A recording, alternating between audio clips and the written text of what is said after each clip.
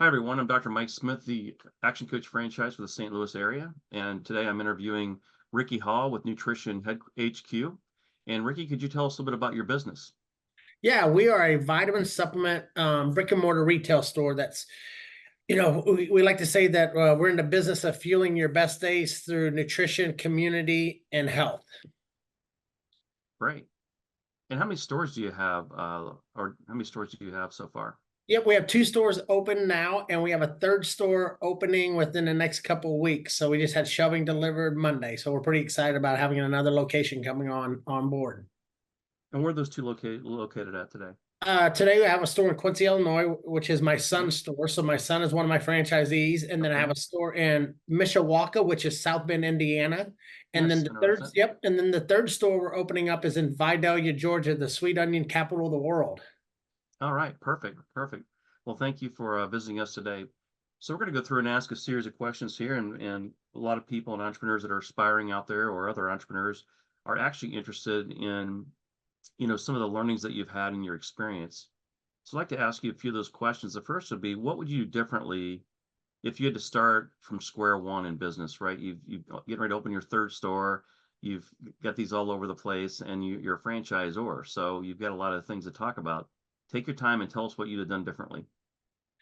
Oh man, that's a great question. The thing that I would say that I would have done differently was try to surround myself with other entrepreneurs and business owners sooner in my journey. I've been in the Right. vitamin business 23 years, but I've also been very fortunate to have just surrounded myself with them later on. But that would be my first piece of advice. And you can't read enough business books. There's so many people out there that are sharing their experience of, we all make the same mistakes. We make people mistakes, we make money mistakes, we make tax mistakes, and there's people who have it's documented by many, many books. So you can't read enough.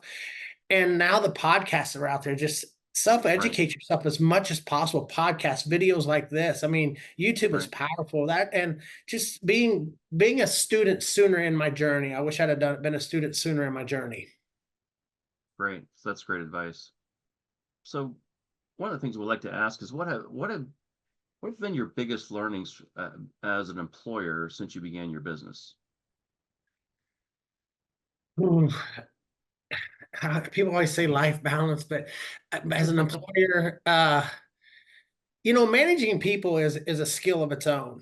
Yeah. And I think, you know, that to me always seems to be whenever somebody comes in and buys our or gets our franchise or something, I Yeah. tell them the two hardest things to manage in their business. And my business model is your staff and inventory, Yeah. and Hmm. keeping your staff happy, doing Right. fun things with them. That's key, Right.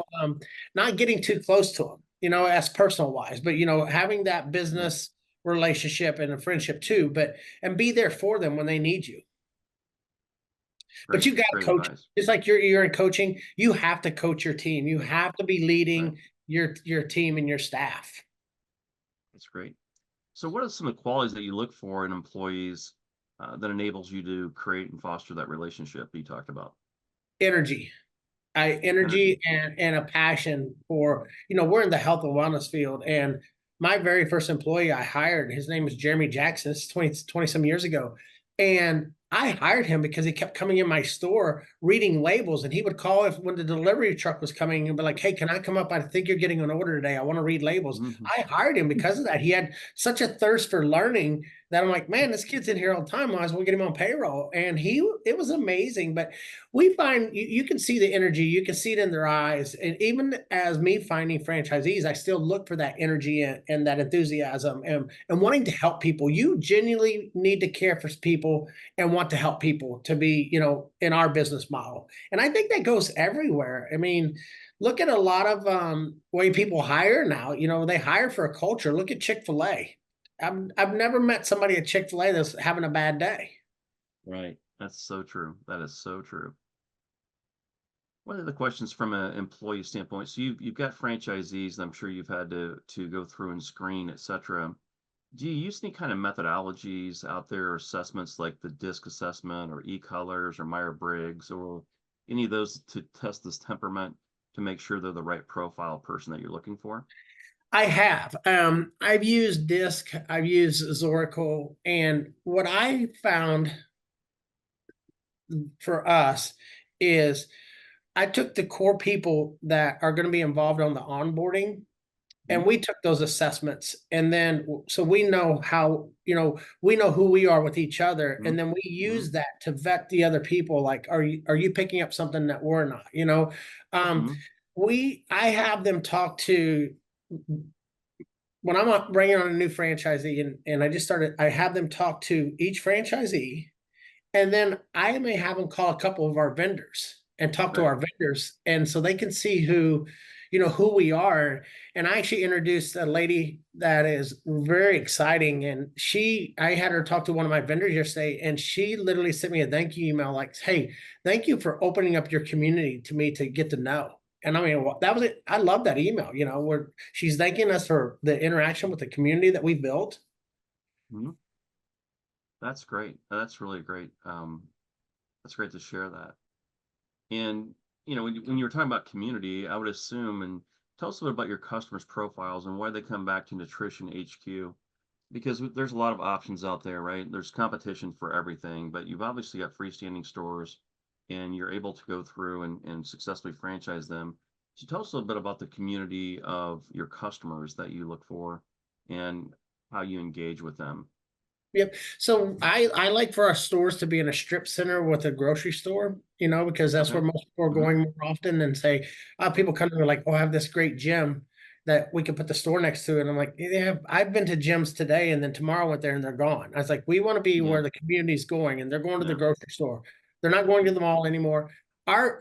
It's really neat how, Mike, how our age is increasing, because like my son was raised around supplements. His son's being raised. Okay. So the age is going down of our shoppers. So it's nothing to be in our store now.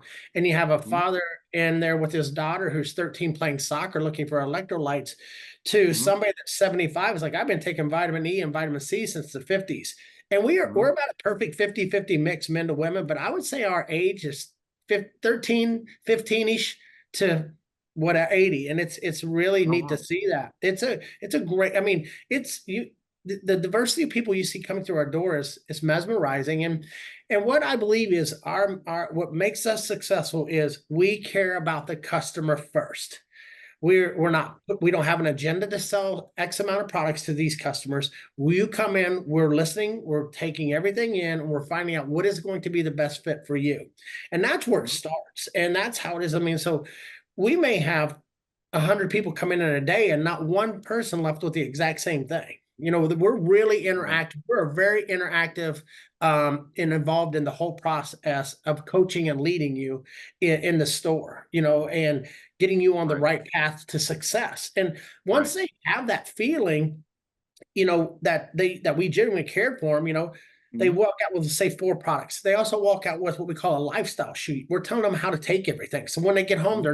they're not boggled down by like, oh my gosh, I don't even know where to Hmm. start. No, it's right there. And there's a business card stapled to it. So if you're still confused or got something mixed up, Right. you can call back in. But we're very active in the involvement of our customers. Oh, great. Perfect. Perfect. Thank you for And we sharing that. do And that's some, we great that do you talked about the community. Yeah, and we do something too. Like every customer that visits our store for the very first time, they get a handwritten thank you card from our staff. Like, hey, Oh, Mike, that thanks for is, coming in yeah. today. I hope you have fun at Joe's soccer game. And I mean, it's right there. And then we always do a thing too called a follow up. Like, what we mean by that is, if the customer wants us to give them a phone call or an email, we'll follow up. Right. I'm always like, it's like, if you're sitting in the grocery store and you see Uh-huh. somebody there that you was in a day or two, ask them how they're doing on their program. I mean, you want to Right. be that confident in how you took care of them, that you can walk up to them anywhere in the community and say, hey, how are you feeling? Do you like the taste? Blah, blah, blah. And Right. that's, yeah. So we're not running from our customers. We call it door swings. How many times a day can we make our door swing by bringing customers in first Okay. time and then getting back in 10 times a year? That's our goal, is like, how do we see you 10 times a year? That's great. That's a great strategy around your customers. Anything else you want to share around your customers that you think would be pertinent to everyone in the crowd here? I think just literally having a genuine care about your customer. I don't care if you're getting, you're a tire store. and you're putting tires, I don't care if it's a shoe store, Chick-fil-A, your customer is your biggest asset. You can have the Right. prettiest store in the world, the best product on the shelf, the most amazing staff, but if your customer's not coming in and being given that attention that they need, they don't come back, because they can go on Amazon and go click, click, click. Gotcha. Yeah, you're right. It's a personal touch is what I heard from you, and that makes a big difference with all the competition that you have. And I'm glad that you're continuing to grow your franchise. So, what are some of the common business misconceptions that your friends and family may have, and how do you address them? Probably the biggest misconception is that people don't shop at brick and mortar anymore. You Hmm. know, vitamin and supplements for my industry is a $59 billion market in 22. And I want to say 80% was still purchased at brick and mortar. People still want to have human interaction, you know, and the quality of the supplements and vitamins over the 20 years I've been doing it has just, it's went up. We have a better product on our shelf now than we've ever had in our life. Right. We got healthier options than we've ever had in our adult lives. And that's the thing, like, you know, when I'm onboarding a new franchisee, like, I just don't understand why people would come in and shop at your store. I'm like, well, come see the store and you're going to see the difference. And we had a social media influencer in this summer at Right. my son's store, and he goes, I've been to hundreds of stores across the country and I've never seen anything like what you guys are doing. Wow. That's a great compliment on you and your business. So, what makes your store difference? I know that you have great customer service, and you really pay attention and customize it to that customer. But what makes the inside of your store appealing, or brings everybody in? Uh, our product selection, we work with Okay. about 60 vendors. So we have a Okay. house brand, I have a house brand called Hmm. Legit Supplements, but we don't Okay. force that brand on them. So we have a Okay. great product selection. We have Okay. grab and go meals. We do in-body scans, which is a Oh, scan. wow. Yep, in 15 seconds, we're going to know your weight, your body fat, your muscle Oh, wow. mass, and all that. Then we can coach you even more. So we're taking it to a whole nother another level of actual interaction with the customer. All right. So what I heard was you have value added. It's not just walking in and buying products. There's value added items that you have. When you said grab and go meals, I know there's a lot of these meals that they make and they send out or what have you. Are these refrigerated meals that I can come pick up 5 days worth of meals and pick up from you and bring home and eat those right away? Is that what you're talking about? Absolutely, that's what we do. So Okay.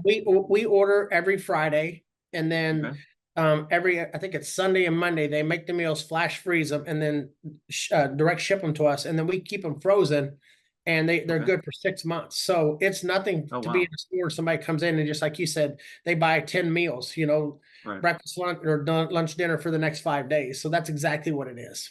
Yep. Well, that's great. That's yeah, the meal plans like that. It's ironic in our world today. We have bigger kitchens and fancier kitchens ever in the world, but we at home less and less, or make our own food less and less. I know So, when Mike, when I was at the store for that event with Julian, one of she was a radio rep that's been with us for years, and she walked up to me. She goes, I have to tell you a story. She goes, I had ankle surgery and couldn't drive. I called the store and mhm. they delivered my meals to me every week until I could Oh, drive. wow. Yeah. Wow. That's a great service, and that Yeah. keeps the customer, because others wouldn't definitely not be doing that, or they use DoorDash, Yep. and though a good company, it's not inexpensive because people's time is money. So we Yep. understand that. And I mean, there's a great experience that she's screaming up from the rooftops because the store's full of people at an event, and she's Right. telling the story about how the staff took care of her because she couldn't drive. Right. So we've touched on different pieces, but I want to ask the question directly. What do you attribute your growth to your growth? You got one store, it's your son's, you get a second store, you get a third store, you want more stores going forward. You decided to take a big leap in franchising, which is a hard process in its own. Um, what do you attribute your growth to? I heard the $59 billion industry and 80% are brick and mortar, but what else do you attribute your growth to? Um, the need, there's a need for us out there. Like, I put a post on the other day about something, and a friend of mine posted like, when are you coming to Richmond, Virginia? We need a nutrition HQ here. I was like, everybody needs a nutrition HQ. I Right, believe we're right, bringing a better product to the market. So whenever we go to a market, like let's use Vidalia, there's a right, vitamin store there. It's one of the biggest national brands. And I never go to a market and say, oh, I'm going in town to put XYZ out of business. We go into a market because we know we bring a better product. And when we bring a better product, that means we stand out in the community. And that's what our growth is. And that's why I see us getting to 100 stores by 2030, because we can bring a unique product, a unique service to a market that has a void. And I know we can do that. Excellent. That's a great idea. And you can hear the passion, in your voice and in your voice inflection that you have around that. So I am going to ask that magical question you brought up earlier, right? So you've been in the industry for 23 plus years. You've had children, obviously probably get some kind of relationship. So how do you balance your personal life with your business demands? I'm not a good coach on that, Mike. It's a struggle. It's just learning to, oh my gosh, it's just learning to take a step back sometimes. I just read a thing this morning that says, stop and enjoy the small things, because later in life they may have been the big thing, you know? And That's a that's such a very good great point. quote, and it's hard for me. I say it's hard for me, but also I absolutely love what I do. I love when I'm on a call with somebody wanting to open up our stores. I'm excited to go to Mhm. Vidalia and open up a store, but it's learning just to, it's okay to turn your phone off. It's okay to, like, forever I would answer text messages in the middle of the night. And I finally one day I learned, I was like, you know what, that's it. So I put my phone on silence from 11 a.m. to 6 p.m. Right, Find something you do and own it. It's not going to go away. It's going to be there when you get back, and a lot of times right, you're more fresh when you come back to this situation. You got a better right, perspective on it. You're not wound tight. You're like, oh, you know what? Now I got a better idea of how to take care of this problem. Like, if I'm working on something that's very stressful or strenuous, I may go leave and work out or go for a walk or just go hit mhm, golf balls. It's learning to it's taking a step back, because it's going to be there no matter what. I got you. Gotcha. So what do you think what's your largest pain point today, in growing your franchise? What's your largest pain point that you have? You said, if I could solve this, I could get to my 100 stores by 2030 right away. What's your I biggest would, pain point? yeah, mine would be, getting quality leads in, people that really want to passionately do what we do, Okay. and I'm fine with that, because I'd rather have the right people at the right time are going to come along. But that's my biggest pain point. I thought I'd have, more leads and stuff like that. But what I've learned is, don't worry about it, because the leads I'm getting are extremely qualified, like they're progressing through. And, you know, we, we're trying to build we're trying to build our franchise the same way we built our stores, with a community feel. Right. I want Right. I have a vision one day where we're at a franchise conference and I have 100 franchisees there, and they're all just, they're sharing ideas with each other, and like, this is what we're doing at our store, and this increased our profit by this. And like, Right. that's my biggest pain point, is good qualified leads. But I've also, I'm not afraid to pick up the phone and call the biggest names in the industry and try to get them on the phone. Be like, hey, I'm struggling with this. And a lot of them tell me, Ricky, Mhm. just let it happen. Your first 10 are going to be your hardest, but they're Mhm. going to be the Right. ones that sell your next 90. And your first 10 Right. set the foundation that is going to get you Right. to the 100. Right. I'm not a Setting patient all that foundation work. guy. Yeah. Well, that's right, but you shouldn't be, because that's what makes things happen. You gotta get the people around you that are patient Yep. that can do that. Yep. So So that does bring up a question. So you've got the different frame. I've actually helped open up chain of bagel stores in my past. I was with Taco Bell Corporation for a while when the value menu came out in the early 90s, or late 80s, and been around the block a little bit, or sorry, in the early 90s, and been around the block a little bit as it relates to those type of stores. So tell me, you get these big brands, they're able to do, media and everything else. What is your marketing strategy for a new franchisee to say, here's your franchise, and here's, the books, and here's the training, etc. What's your strategy, if you can share any of it, on getting everyone to know that you're in town in Vidalia or Quincy or Mishawaka? yep. I always use community. You want to be in the community where other business owners are. Like Hmm. for us, we take our little InBody machine, and let's Hmm. say a 9 round is opening up. We'll go over there, introduce ourselves, say, hey, how about every Monday we bring our InBody machine in and we do free InBody scans for you. So doing that kind of stuff, a lot of guerrilla marketing, getting involved in fun runs. We do some strategic radio. like we know what stations to go on, so you're not spending a lot of money, and at what time of day to talk about our ads. And what I Okay. want too is I want my franchise owners to cut the ads. I want people hearing that on the ad on the radio when they walk in that store. And you said this during this about trust. When they walk in that store, they're like, "Oh, Scott, that's actually you on the radio." So we do that, and then we have a big social media presence with Facebook and Instagram and stuff like Okay. that. Yeah, so Okay. we try it's a little bit of omni marketing, a little strategic radio, and Okay. then after they've been open about 6 to 8 weeks, and periodically we do a mass mailer, like an Okay. oversized postcard, to let people know. And we figured that out a few years ago. Mhm. We're never a big Black Friday store, and Mhm. I got tired of not being busy on Black Friday when I saw everybody else busy, and I was like, let's just do a mass mailing. And this is when I was with another brand, and we had 7 stores, and I think Mhm. there was 300 stores in the system that at that time, and all 7 of my stores finished in the top 10 in sales for that day. And everybody was calling me Monday Oh, wow. mornings like, "What did you guys do? Why?" And Oh, we wow. figured that postcard thing out, and now our Black Fridays are massive. People Oh, look forward to wow. Black Fridays. So you get a good response from your mass mailings, is what I'm hearing. Yep, and Um, we've got a really good database too that allows mhm. us when you come in, we put all your information in, and then our database will allow us to send a text message. So I'll give you an example. Like, let's say, Jeremy, it's football season and Notre Dame wins 17 to Mhm. 10. Jeremy will Mhm. send a text message on Sunday that says Notre Dame wins, save 17% all day. And he'll Oh, send that wow. text message out to that customer. And then we can do email blasts like that. So Okay. Jeremy also does a handwritten thank you card and an email thank you card. So he gets them both ways. He gets them digital and physical. Perfect. Perfect. Okay, I got you. That is great. Thank you for sharing that with me. Any other questions or anything else you'd like to bring up before we kind of close down here?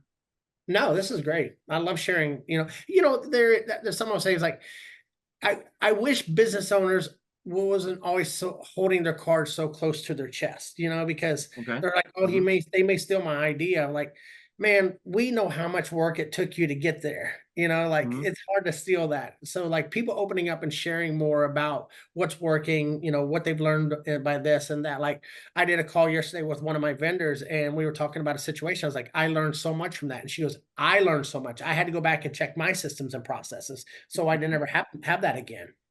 Right. And be willing to Excellent. admit you screwed up.